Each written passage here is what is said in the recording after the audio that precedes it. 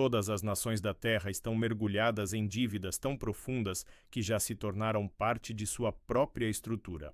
Os Estados Unidos, o império global, devem mais de 38 trilhões, o Japão deve cerca de 9 trilhões. E o planeta inteiro, governos, empresas e famílias, carregam uma dívida de mais de 315 trilhões, um número que é 3 vezes o tamanho de toda a economia global. Mas há um paradoxo inquietante que aterroriza a mente de quem pensa profundamente. Se absolutamente todos devem dinheiro, quem é o verdadeiro credor? A resposta não está em um único banco ou em um bilionário misterioso. A resposta está escondida na própria estrutura do sistema financeiro moderno, um sistema que não surgiu por acaso.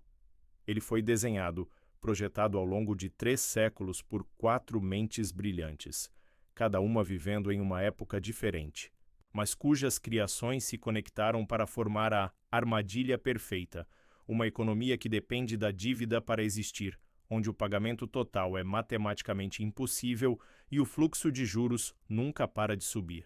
Este é o roteiro de uma conspiração que não é secreta, mas que foi deliberadamente ignorada para que a máquina continuasse a funcionar. O primeiro arquiteto, William Paterson, 1694. O nascimento da dívida eterna. Tudo começou no tumultuado século XVII, na Inglaterra. O escocês William Paterson, um mercador e banqueiro astuto, procurou o rei Guilherme III com uma ideia que salvaria a coroa, mas condenaria as gerações futuras. O rei precisava de dinheiro para financiar guerras contra a França. A ideia de Paterson era simples, mas revolucionária.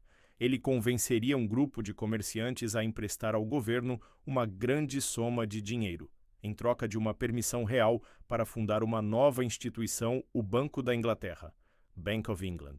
A grande sacada: o governo não pagaria o principal da dívida. Ele pagaria apenas juros eternos. Nascia ali a dívida pública permanente. Com isso, Paterson fez 2 coisas de uma só vez. Ele deu origem ao moderno sistema de banco central e, mais crucialmente, introduziu o conceito de dinheiro criado a partir de dívida.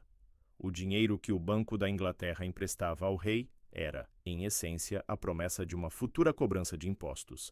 A dívida se tornava, ela mesma, o lastro para a criação de mais dinheiro. O governo ficava feliz com o dinheiro, os banqueiros ficavam felizes com os juros, e o povo ficava feliz com a estabilidade do novo dinheiro. Ninguém viu a armadilha. A partir daquele momento, o Estado tinha um incentivo permanente para se endividar, e os banqueiros tinham um fluxo de renda garantido pelo trabalho do povo. O segundo arquiteto, Nathan Rothschild, início do século XIX. A rede global. Mais de um século depois, o império da dívida ainda era, em grande parte, um sistema local, limitado pelas fronteiras nacionais.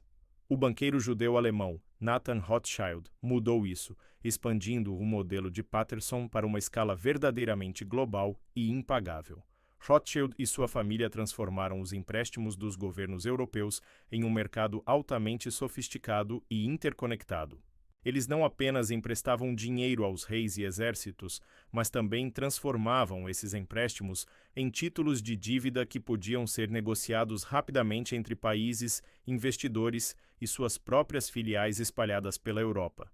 Ele criou o que era essencialmente o primeiro mercado de títulos soberanos global. A dívida soberana se tornava pela primeira vez impossível de ser rejeitada, pois estava nas mãos de uma rede de poder financeiro que transcendia qualquer governo individual. Uma nação que ousasse declarar inadimplência não estaria quebrando uma promessa com um rei, estaria quebrando a confiança com todo o sistema financeiro europeu, uma excomunhão econômica que garantia que a nação seria isolada e punida. A dívida se tornou, sob a arquitetura de Rothschild, a fundação da paz e da guerra e o mecanismo de controle mais eficiente da elite sobre o poder político. O terceiro arquiteto, J.P. Morgan e aliados, 1913, a criação de dinheiro ilimitado. O sistema de dívida se globalizou, mas faltava o mecanismo de criação de dinheiro ilimitado para garantir que o fluxo de juros jamais parasse. Isso mudou em 1913, nos Estados Unidos. O banqueiro J.P. Morgan e um grupo de poderosos aliados se reuniram secretamente na Ilha Jekyll, e orquestraram a criação do Sistema da Reserva Federal, Federal Reserve ou Fed. O Fed foi vendido ao público como uma instituição de estabilidade, destinada a evitar pânicos bancários. A realidade era que ele garantia duas coisas críticas para a armadilha da dívida: o comprador de última instância. O Fed garantia que o governo sempre teria um comprador para seus títulos de dívida, eliminando o risco de um leilão de dívida fracassar. Criação de dinheiro do nada. A novidade mais perigosa? O Federal Reserve, uma entidade com acionistas privados, os bancos membros, poderia criar dinheiro do nada, impressão monetária, para adquirir dívidas públicas. Isso significava que o governo poderia se endividar infinitamente. Os déficits não eram mais um problema, porque o Fed estava lá para monetizá-los. Os bancos privados, donos do sistema, por sua vez, receberiam os juros pagos pelos contribuintes. Para sempre. O dinheiro que você usa é, na verdade, uma promessa de pagar juros sobre uma dívida que nunca será paga.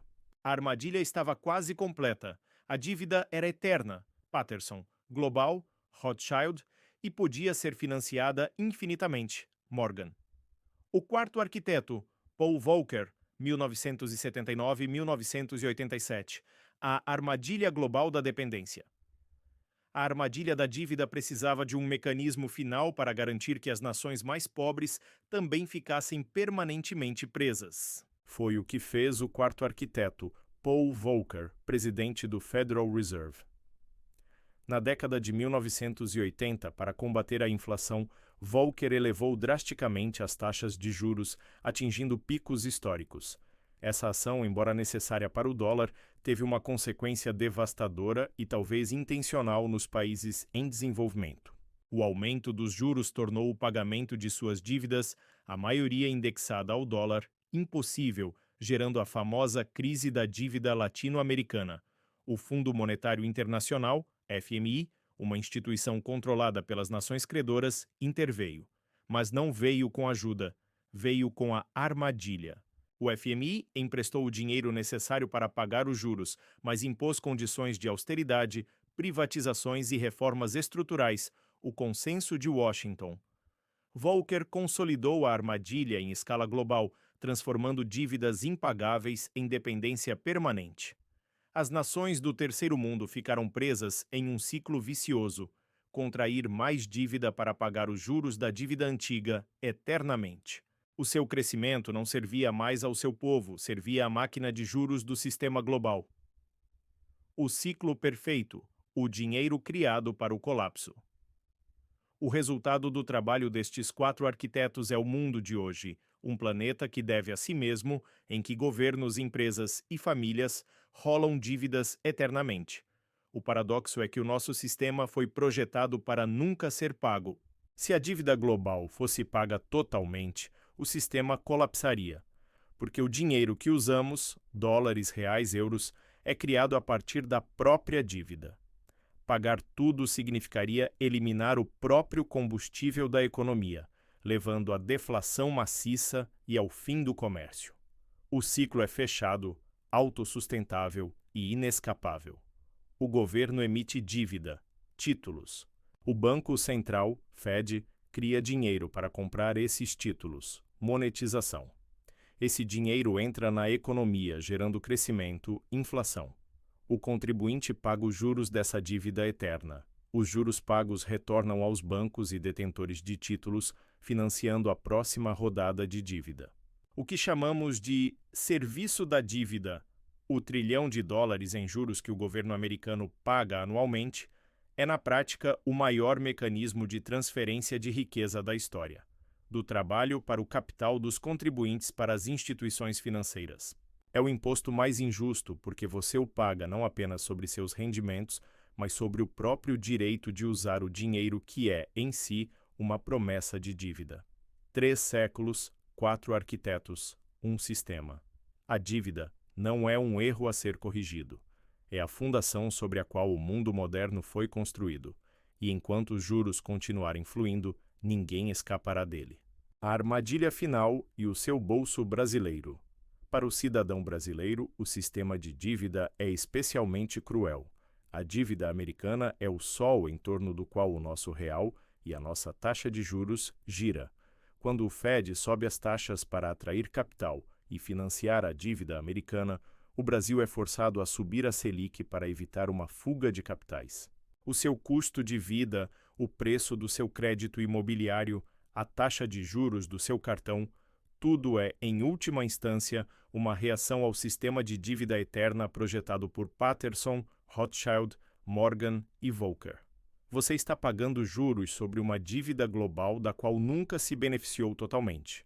O colapso virá quando a confiança no sistema não puder mais sustentar a dívida. Quando o custo dos juros se tornar tão alto que o governo precisará imprimir dinheiro para pagar os juros da dívida. A hiperinflação será a única saída. Este é o momento de acordar. A armadilha está instalada. O único caminho para a liberdade financeira é sair da lógica do papel-moeda, da dívida e do controle centralizado, e migrar para ativos que a rede de poder não pode criar do nada. O próximo passo é a proteção e a soberania. Se você está pronto para entender a mecânica da dívida eterna e quer saber como tirar seu patrimônio do alcance dessa armadilha global, inscreva-se no canal agora mesmo. Ative o sino para garantir que você receba o próximo vídeo onde revelaremos o ativo de escassez absoluta que atua como a única fuga desse sistema. E as duas estratégias de Volcker que a elite usa para lucrar com a crise da dívida. Deixe seu comentário e me diga, quem você acha que é o verdadeiro credor do planeta? Sua preparação começa aqui.